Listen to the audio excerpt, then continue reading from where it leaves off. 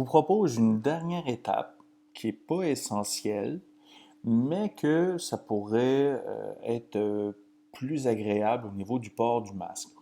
J'ai rajouté dans ma version 3.0 de mon masque un petit velcro. Donc, un velcro d'environ 5 cm de long par environ 1,5 cm de large, que j'ai venu apposer, si vous vous souvenez, là, le masque, là, ça ici, là, OK, cette partie-là, quand le masque est rabattu comme il faut, là, ça c'est la partie qu'on voit, puis ça ici c'est la partie qu'on ne voit pas. C'est dans cette partie-là, c'est là qu'on va venir insérer à l'intérieur plus tard notre fibre filtre qui, dans les faits, se trouve à être aussi simple qu'un Swiffer sec. Vous n'êtes pas obligé d'acheter la marque Swiffer, là. Je veux dire, vous pouvez acheter n'importe quel chiffon sec euh, qui s'apparente au Swiffer. Euh, c'est ce qui sert de filtre et ça fonctionne très bien. Donc, bref, pour en revenir au velcro, euh, au centre, bien sûr plus haut que la finition, là, parce que là, le masque un coup rabattu, il arrive à peu près ici, donc un peu plus vers l'intérieur. Mettez la partie comme du duvet, du velcro, sur la partie arrière-bas du masque.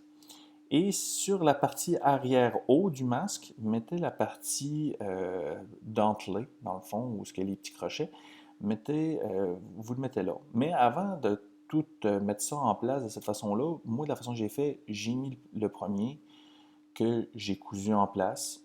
Un coup, j'ai terminé de le coudre. J'ai pris la partie du haut que j'ai apposée par-dessus. Puis moi, c'est du velcro qui était comme collant. Fait que quand je l'ai mis par-dessus, j'ai rabattu mon tissu par-dessus, exactement ce que je voulais qu'il soit, et le velcro a collé sur mon tissu. Un coup qu'il a eu collé, je l'ai enlevé délicatement, puis j'ai été capable de le coudre en place. Et au niveau du résultat final, ben là, ben, c'est ça, les deux parties sont alignées une sur l'autre.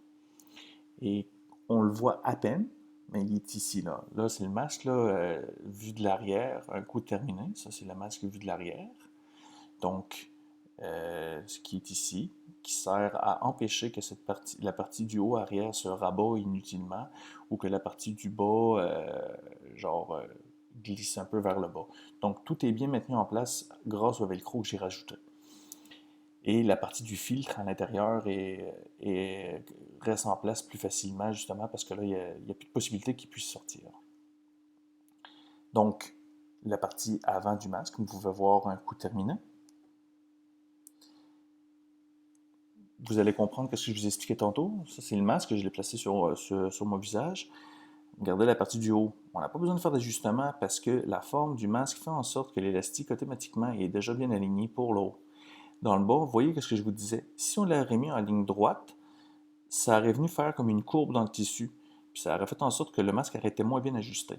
En ayant mis l'élastique qui pointant vers le bas, ça a fait en sorte que ça a venu épouser la forme de mon cou et de mon derrière de tête, ce qui fait en sorte que le masque est beaucoup plus mieux ajusté.